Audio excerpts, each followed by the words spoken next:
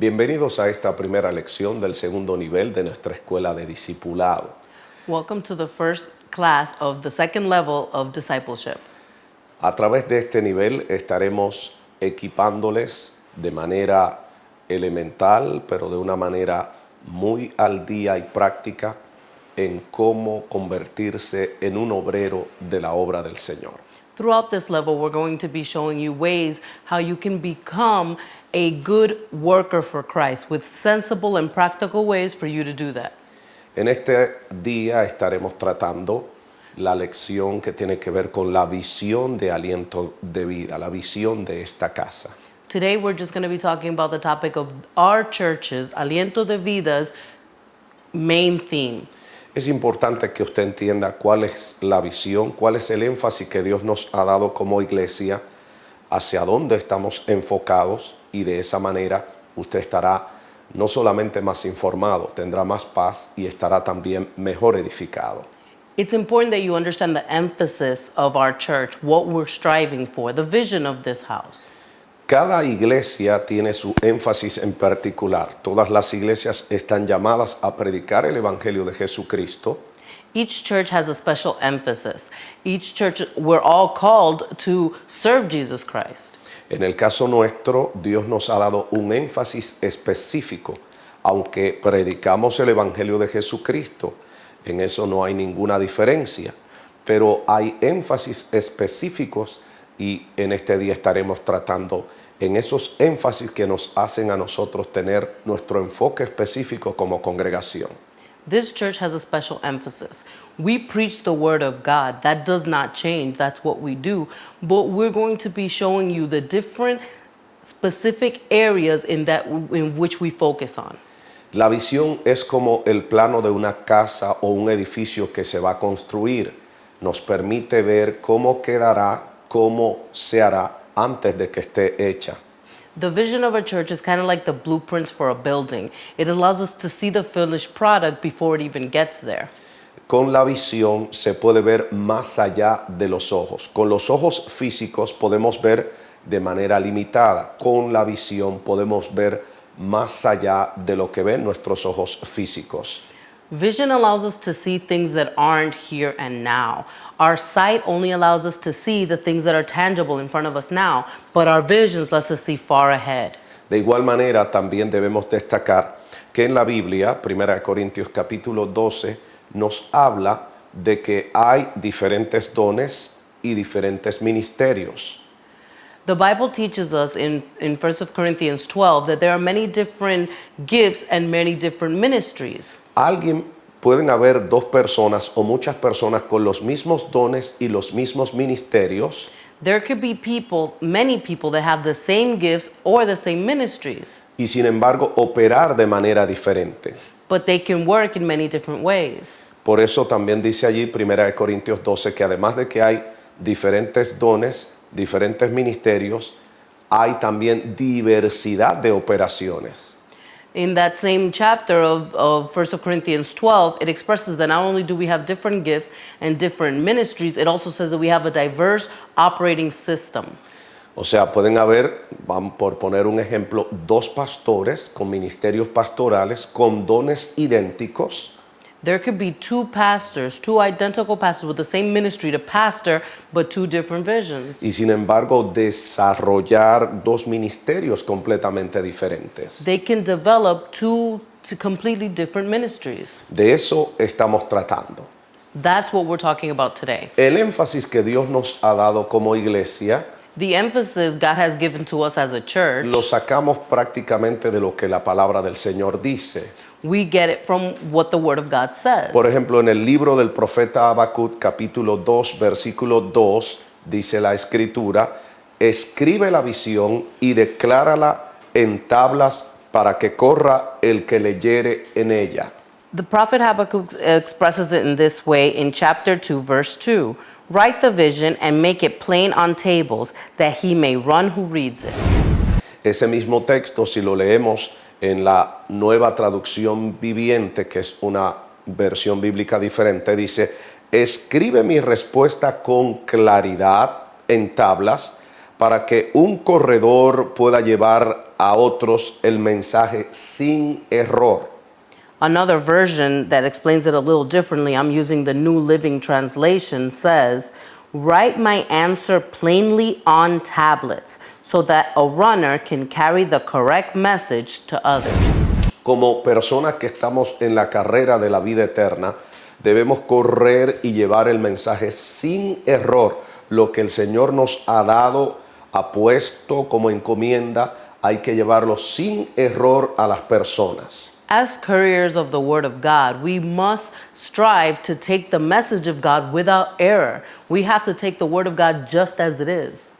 Entonces, ¿cuál es la visión y propósito de Aliento de Vida? So what is the vision or purpose of Aliento de Vida? Básicamente es el siguiente.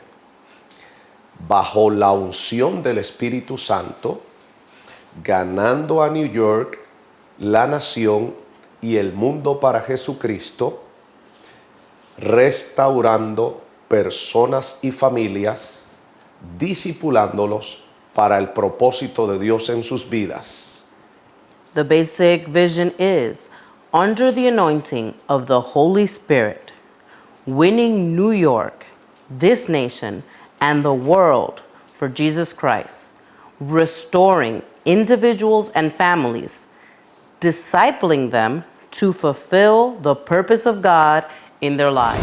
Es bueno que usted repita también esto. Bajo la unción del Espíritu Santo, ganando a New York, la nación y el mundo para Jesucristo, restaurando personas y familias, discipulándolos para el propósito de Dios en sus vidas. It's good that you repeat this after me. Under the anointing of the Holy Spirit, winning New York, this nation, and the world for Jesus Christ, restoring individuals and families, discipling them to fulfill the purpose of God in their lives. Repita conmigo una vez más. Bajo la unción del Espíritu Santo, ganando a New York, la nación y el mundo para Jesucristo, restaurando personas y familias, discipulándolos para el propósito de Dios con sus vidas. Repeat after me one more time. Under the anointing of the Holy Spirit, winning New York, this nation, and the world for Jesus Christ, restoring individuals and families, discipling them to fulfill the purpose of God in their lives. La pregunta es, ¿de dónde sacamos esto? Y además vamos a tratar de segmentar cada parte para que usted entienda el significado de cada parte de esta visión y propósito. La primera parte, ¿por qué bajo la unción del Espíritu Santo? Now, we're going to explain first, where did this come from? Then we're going to break it down in stages and find out what each of these parts mean. The first part being, why under the anointing of the Holy Spirit?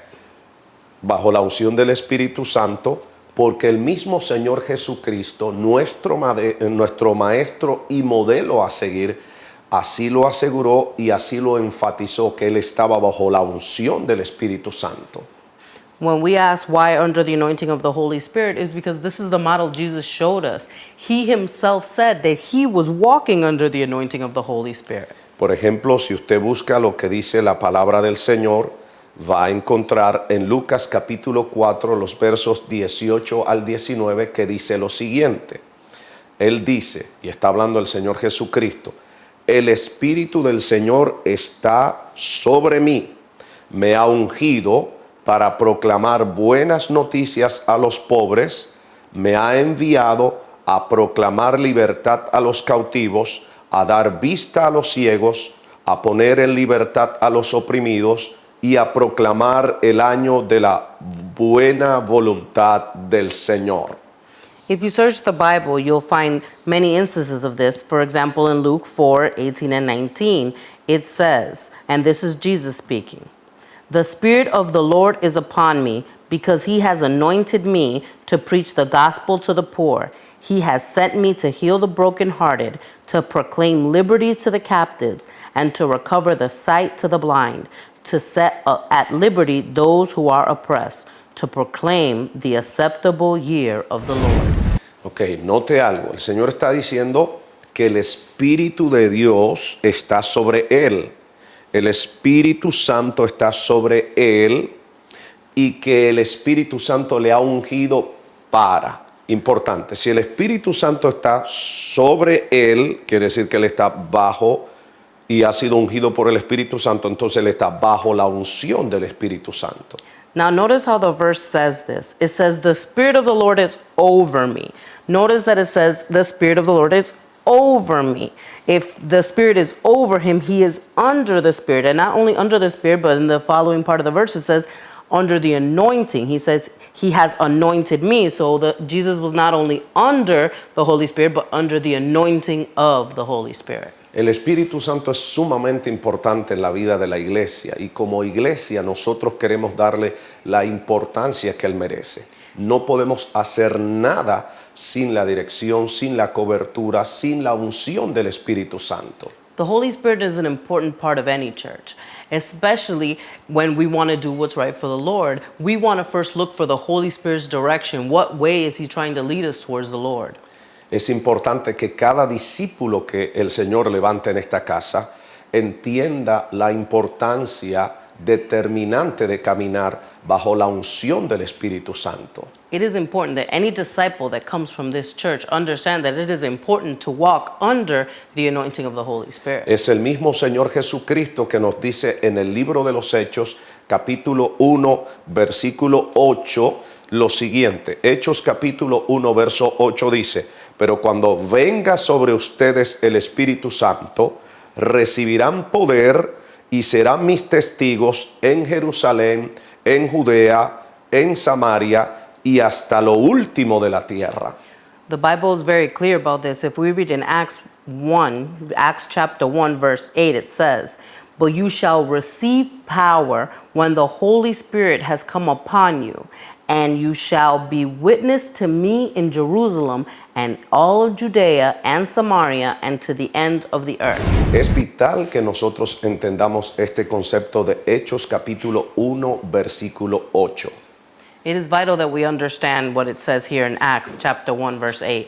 El Señor Jesucristo está diciendo que cuando haya venido sobre nosotros el Espíritu Santo, recibiremos poder y ese poder que es como una dinamita nos capacitará para ir a todas partes llevando el Evangelio de Jesucristo y siendo nosotros fieles testigos del poder de Jesucristo. What Jesus is saying here is that we will receive the Holy Spirit. And when that Holy Spirit comes upon us, it'll be like dynamite within us and we'll explode with the desire and the power to go forth and do the works of God. Pero si el Espíritu Santo viene sobre mí, quiere decir que yo estoy bajo la unción del Espíritu Santo. Por eso parte de nuestra visión comienza diciendo bajo la unción del Espíritu Santo. But notice, if we're going to say that the Spirit is going to come over us, it means that we're going to walk under the Holy Spirit.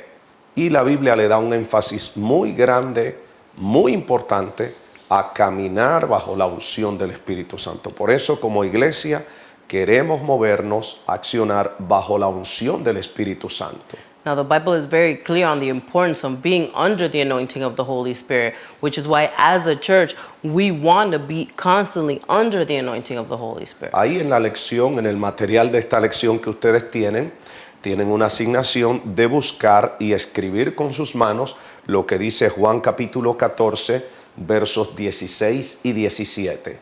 In your study guide there, you have a homework assignment to fill out. You must fill out John chapter 14, verses 16 and 17. Y de igual manera lo que dice Juan 14, 26 y Juan capítulo 16, versos 7 y 8. The same manner, you must look up John chapter 14, verse 26, and John chapter 16, verses 7 through 8. Al escribir estos textos, usted va a descubrir por sí mismo parte de la importancia del Espíritu Santo en la vida de cada discípulo de Jesucristo. As you fill out these texts, you'll be able to understand the importance of the Holy Spirit in a believer's life.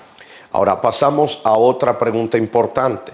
¿Por qué ganando a New York, la nación y el mundo para Jesucristo? Now here comes another important point.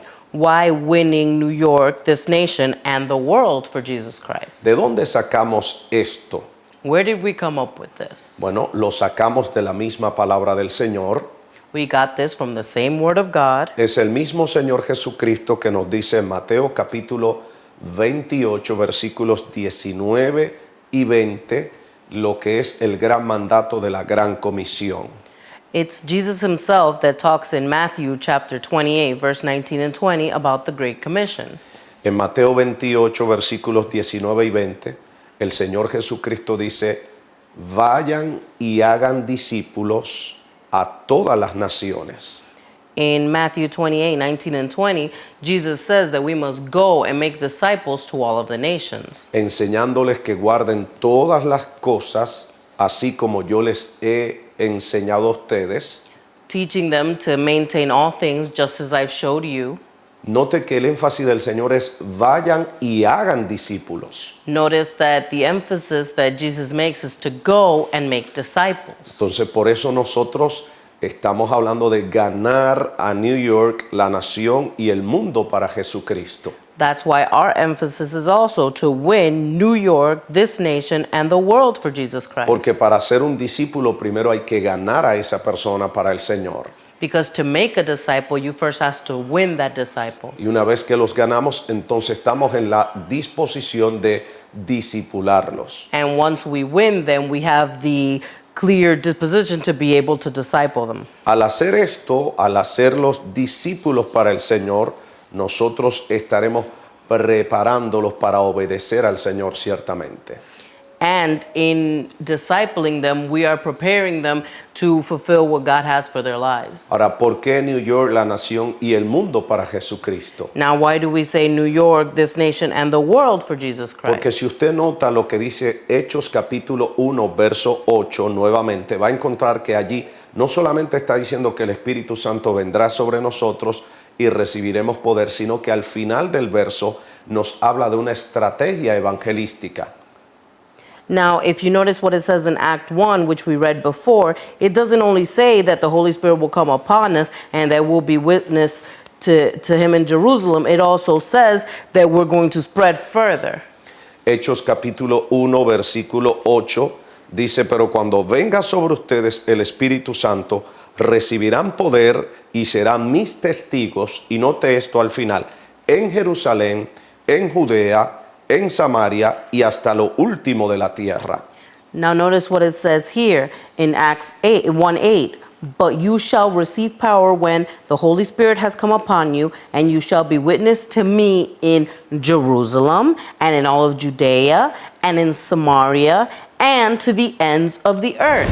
¿Qué era Jerusalén para los judíos en el tiempo del Señor Jesucristo? What was Jerusalem to the people of Israel of that, at En that primer time? lugar, era la ciudad capital de la nación.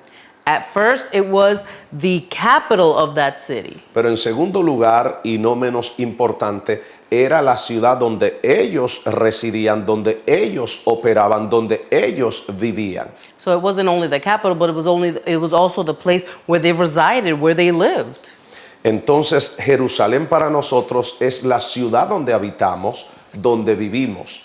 Yo sé que esta lección usted puede estarla viendo en cualquier otro lugar. En el caso donde la estamos produciendo, se está produciendo en la ciudad de Nueva York. Por eso hablamos de primero tomar a Nueva York, luego tomar la nación y luego tomar el mundo para Jesucristo.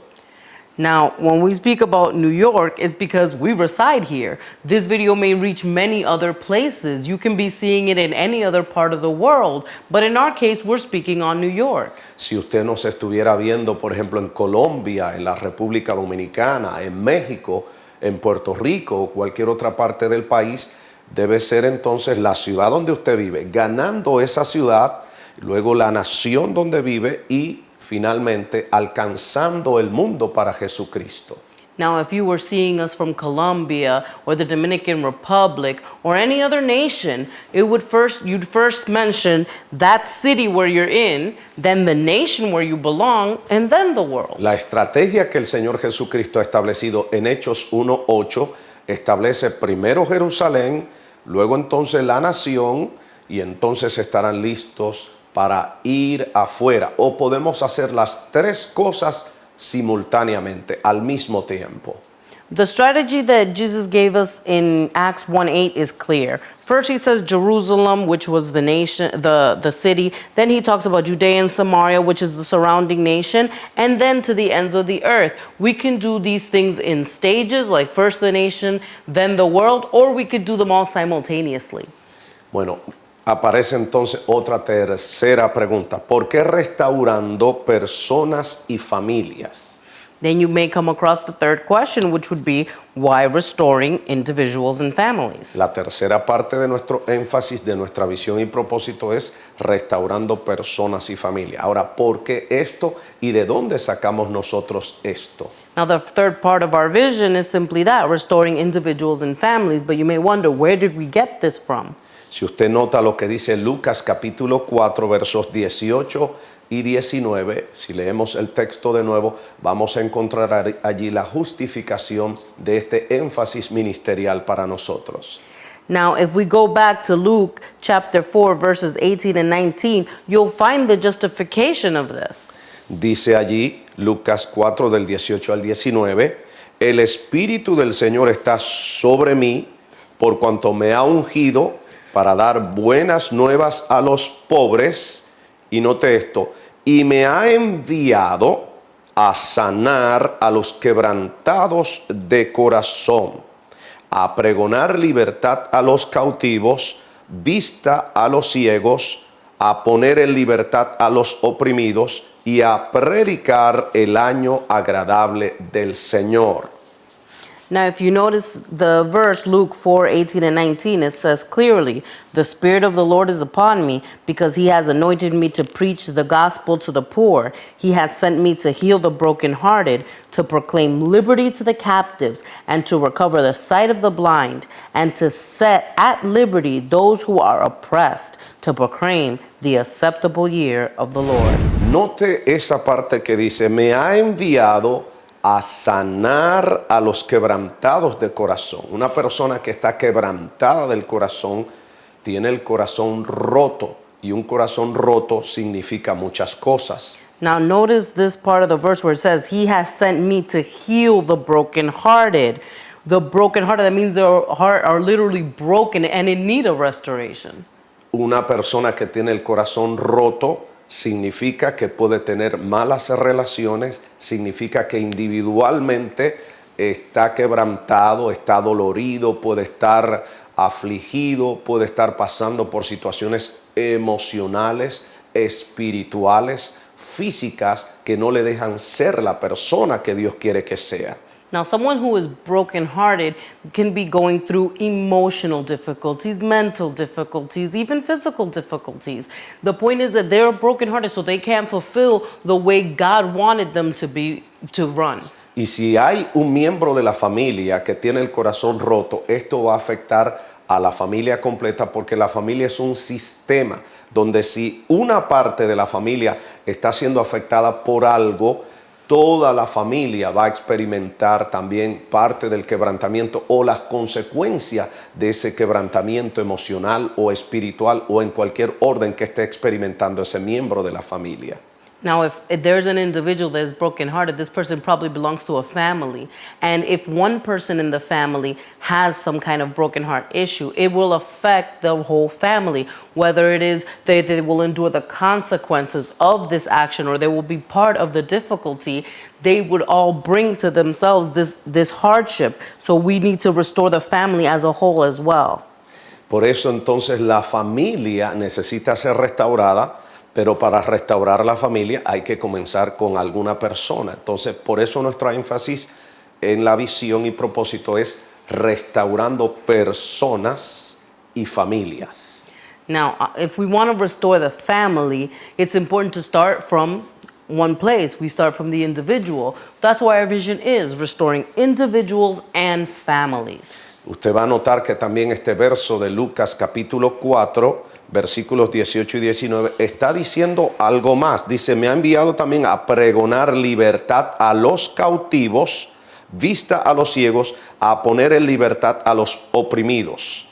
Now, if you read on in Luke, it also says that he came to proclaim liberty to the captives and recover the sight of the blind, to set at liberty those who are oppressed. Aquí está mencionando gente que están cautivas y gente que están oprimidas.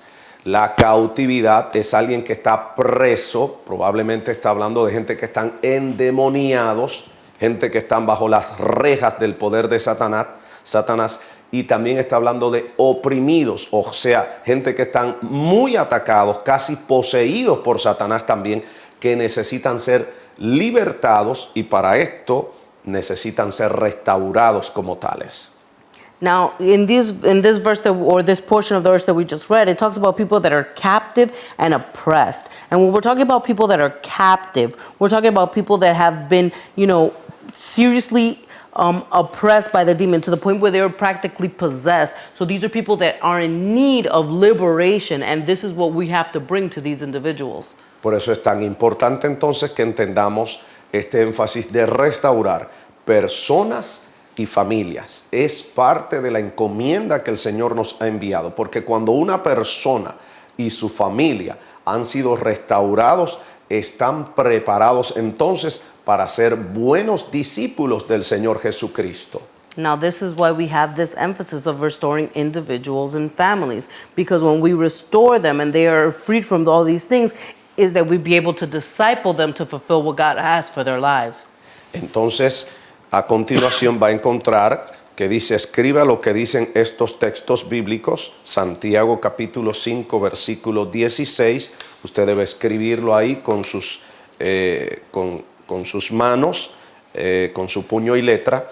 Y Proverbios capítulo 15, versículo 22. Son dos versos muy importantes que tienen que ver con esto de restaurar personas y familias.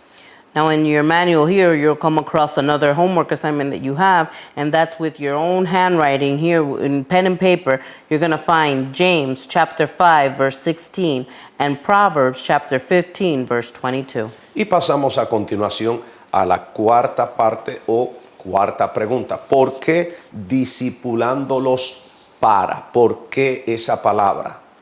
Now we come up to the fourth point or the fourth question. Why discipling them to? Es importantísimo entenderlo. Sabemos que todo es un proceso y todo lo que hemos mencionado anteriormente es un proceso para llevarnos a algo específico. Lo que el Señor quiere es que nosotros seamos discípulos de Él, discípulos, y eso de ser discípulo obviamente también tiene una motivación superior. Now we know that everything in life is a process, and the process that we described in the previous stages should bring us to produce disciples of Jesus Christ in our lives. Por eso, para ser un discípulo de Jesucristo hay que tener un corazón sano, hay que tener relaciones sanas, hay que tener, mejor si la tenemos ya, una familia sana y movernos en un ambiente en que nosotros como personas hayamos sido sanados. Entonces vamos a ser buenos discípulos de Jesucristo. In other words, in order for you to be a disciple of Christ, you need to be able to have a healed heart. You need to have a good relationship as an individual with yourself and God. You need to have a good relationship with your family. If you have a good one, it has to get better once Jesus comes into your life.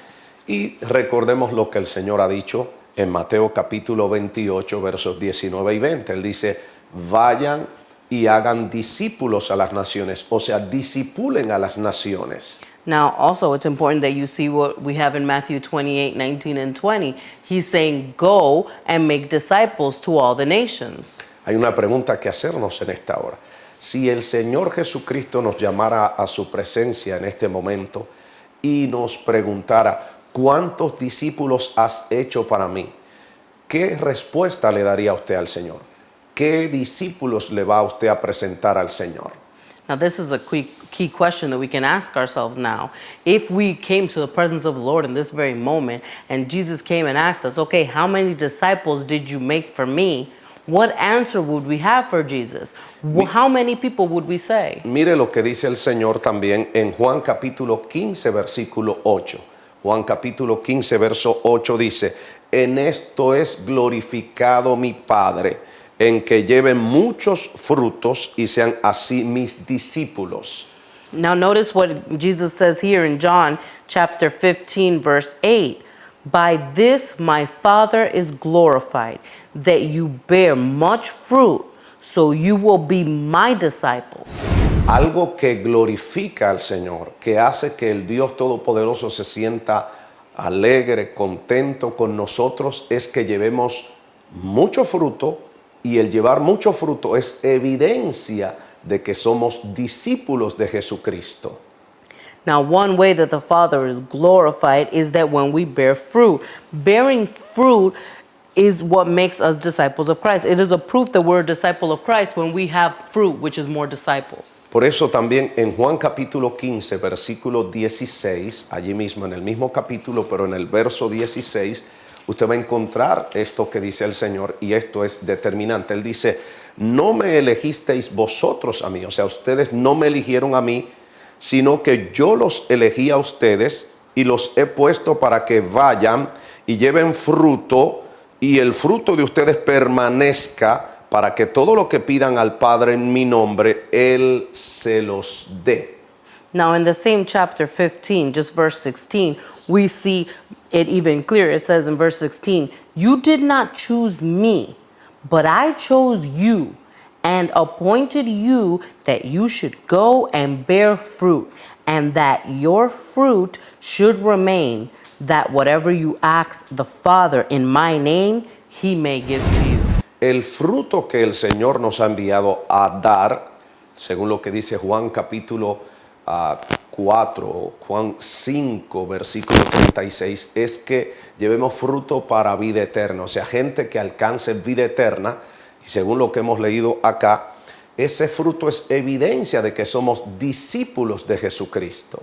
Now, the Bible mentions that the fruit that we give to the Father is eternal, meaning that these are lives that will go on until eternity. So these are the fruits that we will bring before the Father. Ahora, ¿qué es un discípulo? Un discípulo es alguien que está aprendiendo de su maestro y caminando en obediencia con su maestro. Now, what is a disciple? A disciple is someone that's walking with their teacher, and it is someone that is following the steps of their teacher. Nosotros debemos estar aprendiendo permanentemente de nuestro maestro, que es el Señor Jesucristo, y Él es el que nos ha escogido a nosotros, y ese es el sistema del Señor Jesucristo. Él escoge y hace discípulos. Entonces nosotros estamos llamados también a ser discípulos, a escoger discípulos, a entrenar discípulos, a preparar discípulos para la obra que el Señor nos ha enviado a hacer.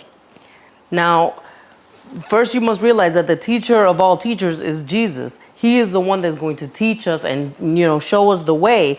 And then we need to become teachers also. We need to choose people, just like we were chosen and discipled by Christ. Then we must choose others to disciple them to be Christ-like. Note también lo que dice el libro de los Hechos, Hechos capítulo 6, verso 1, dice algo interesantísimo. Dice que en aquellos días, como crecía el número de los discípulos. Now, it's amazing to notice what it says in Acts chapter 6, verse 1. It says, now in those days, when the number of disciples was multiplying. Los discípulos deben crecer. En la iglesia primitiva iban creciendo el número de los discípulos. Igualmente nosotros también, entre nosotros como iglesias y como persona, debe crecer el número de los discípulos. Now, even in the primitive church, you see that the disciples were growing. They were multiplying. The same concept applies to us now. We must grow in number of disciples. We must multiply. Hay iglesias que están haciendo miembros, hay iglesias que están recibiendo a la gente como miembros, y eso hasta cierto punto no es malo, pero no es lo que el Señor nos envió a hacer. El Señor no nos envió a ser miembros, sino a ser discípulos. Now, there are some churches that are receiving people as members.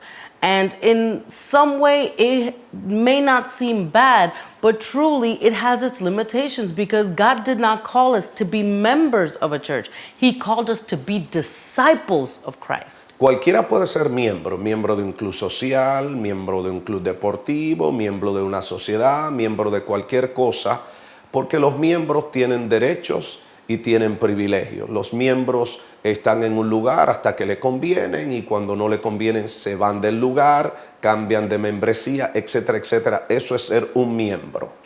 Now, there are many different kinds of membership. You can be a member to a gym, to a social club, to a group. There are many different kinds of memberships. And you may be, happy in one and then say, you know what, these privileges are not good for me anymore, and just change memberships into another gym. Pero el Señor Jesucristo está hablando de hacer discípulos. Y un discípulo es aquel, escúcheme bien, que está aprendiendo permanentemente de su maestro y camina en obediencia. Now, God doesn't call us to be members, He calls us to be disciples. Now, a disciple is someone that is not only following their master, but walking in obedience with his master. ¿Cuál es la diferencia entre un miembro y un discípulo? Es bastante grande. El miembro demanda, exige, el miembro pide porque sabe que hace esto, hace aquello, está allí hasta que le conviene, va cuando le parece. Pero el discípulo es aquel que está tan comprometido con la causa, que ha sido llamado y formado, que es capaz de dar su vida por esa causa. Now, the difference between a member and a disciple is vast. It is a big difference. I mean, a member of anything can say, you know what, I'm giving my rights or my dues, so I deserve, and is always asking and demanding and saying what is rightful to them. But a disciple does not. A disciple is constantly so committed to the work that it is focused on just following what should be done. Y lo que el Señor quiere que nosotros seamos y hagamos es discípulos, no miembros. Así que si usted está acá pensando con esa mentalidad de miembro, se ha equivocado, está en el lugar incorrecto y tiene que hacer un cambio. O cambia de concepto, de criterio y se deja formar como un discípulo y se convierte en un discípulo de Jesucristo, o finalmente va a tener que cambiar de lugar y cambiar de membresía. Now, unfortunately, if you came here looking to be a member, to just be another member of this congregation, then sadly you're mistaking the place. You may have to make a change, whether that means a change of mentality from becoming a member to becoming a disciple of this house, or sadly to change houses, because that is not the vision of this church. Y finalmente la quinta pregunta de todo esto es ¿por qué preparar gente para el propósito de Dios para con sus vidas? Now, the last question, or the final part in here, is why are we preparing them for the purpose of God in their lives? Porque nosotros creemos que cada persona ha sido creada por Dios con propósitos específicos. Cada vida tiene propósitos específicos que cumplir sobre esta tierra. Usted no cayó aquí como de casualidad, sino que usted está en esta tierra con propósitos específicos. We believe that each person was created with a special purpose, that God created each person with a special task that they must fulfill in this world. So we, as a congregation, are committed to ensure that the purpose God created them for is fulfilled. Y ese propósito estará íntimamente relacionado con los dones, con los ministerios, con los énfasis y las manifestaciones del Espíritu Santo en su vida. Now, this purpose that this person has is intimately related to their gifts, to their ministry calling, to all the things that God gave them. La Biblia dice que Dios nos ha preparado para que hagamos buenas obras. Las obras obviamente no nos van a salvar, pero una vez que nosotros somos salvos, estamos llamados a hacer buenas obras, a hacerle el bien a la gente que nos rodea, amarles, servirles, ayudarlos en el amor del Señor y de esa manera conducirlos a los pies de nuestro Señor Jesucristo. Now, it's very important that you understand that although we are not saved by good works, we are called that after we are saved to do good works, to help others, to go forth and do good things. La Biblia dice en Juan capítulo 10, versículo 10, en la Nueva Traducción Viviente, dice, el propósito del ladrón es robar, matar y destruir, mas mi propósito es darles una vida plena y abundante. Now, John 10:10 sheds some light on this. It says, the thief does not come except to steal and to kill and to destroy. I have come so they may have life and that they may have it more abundant. El propósito que el diablo tiene para tu vida, que es el ladrón, que viene para robar, matar y destruir, es ese. Hacerte la vida desgraciada, hacerte la vida que no sirvas para nada, que estés sumergido en las drogas, en el pecado, en la maldad, que te vayas al infierno, que te pierdas juntamente con él. Now, the purpose the devil has for your life, or the plan that he has for your life, being the thief that he is, his plan is to steal, to kill, to destroy, to ensure that your life is horrible, that you'll have pitfalls, that you'll have difficulties. That's what he's looking for to fulfill in your life. Pero el propósito del Señor Jesucristo para tu vida, para nuestras vidas, es que podamos tener una vida plena, una vida abundante, que podamos experimentar la plenitud del propósito de Dios cumplido en nuestras vidas. Now, the purpose of Jesus coming into our life is that we may have life and have it in abundance, that we may have a great and plentiful life where the purpose of God is fulfilled. Un punto clave que nosotros debemos entender en todo esto es que la mejor manera de descubrir nuestro propósito en la vida es sirviendo a otras personas, es dando lo mejor que Dios nos ha dado, sirviendo, amando, ayudando a otros.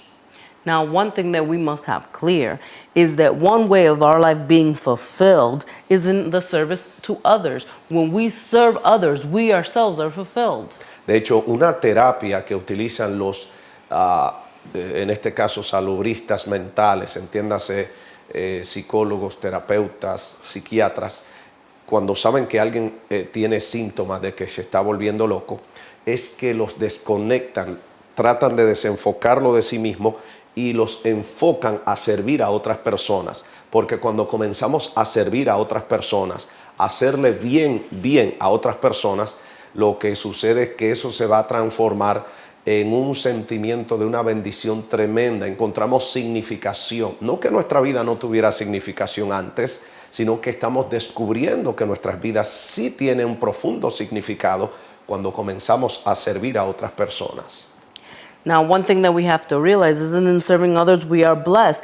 In fact, many mental health professionals, and when we refer to mental health professionals, we're talking about psychiatrists, psychotherapists, and all these, professionals, where basically when they see that someone's, losing their mental stability, they say, well, we want to disassociate you or stop giving the focus on yourself. We want you to begin focusing on serving others, on doing things. Because when we start to serve, we ourselves are blessed. It's as though our life all of a sudden became meaningful. It's not to say that our life had no meaning, but when we serve others, the meaning our life has is brought to the surface. De manera que una de las mejores formas de nosotros encontrar nuestro propósito en la vida es también haciendo discípulos, invirtiendo nuestro tiempo, nuestros recursos, nuestras finanzas y una serie de cosas en otras personas para que ellos conozcan al Señor y para que ellos escapen de la condenación que se avecina.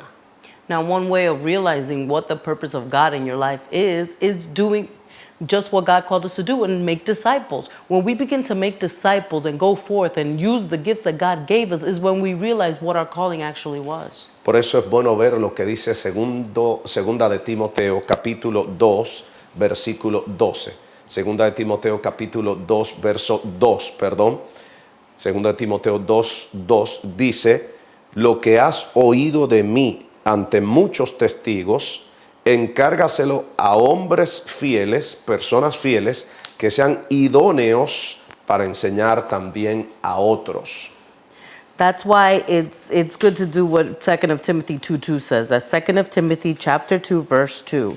And the things that you have heard from me among many witnesses, commit these to faithful men who will be able to teach others also. De manera que estamos llamados a tener generaciones de discípulos.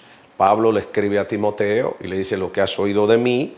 Ahora tú, la segunda generación es Timoteo, encárgaselo a hombres o personas fieles, que es una tercera generación. Y luego de las personas fieles, que esas personas fieles también sean idóneos o estén preparados para enseñar también a otros, que sería una cuarta generación.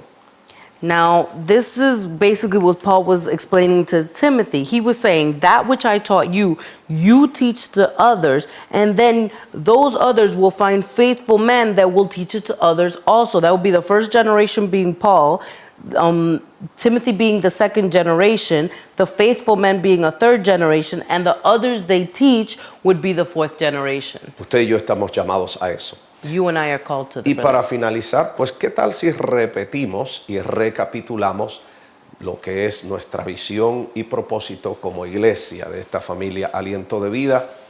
Básicamente decíamos que bajo la unción del Espíritu Santo, In other words, let's review and recap the vision of our church. First, saying that we are under the anointing of the Holy Spirit, ganando a New York, la nación y el mundo para Jesucristo, winning New York, this nation, and the world for Jesus Christ.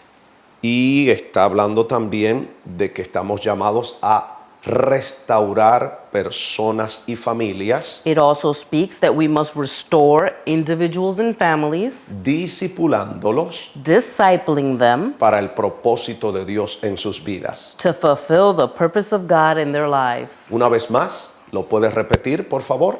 One more time, can you repeat it, please? Bajo la unción del Espíritu Santo, Under the anointing of the Holy Spirit, ganando a New York, la nación y el mundo para Jesucristo, winning New York, this nation, and the world for Jesus Christ, restaurando personas y familias, restoring individuals and families, discipulándolos discipling them para el propósito de Dios en sus vidas. to fulfill the purpose of God in their lives. Les felicito, esperamos que se aprenda esto porque para la próxima lección usted debe saberse de memoria completamente lo que es la visión y propósito de su casa Aliento de Vida.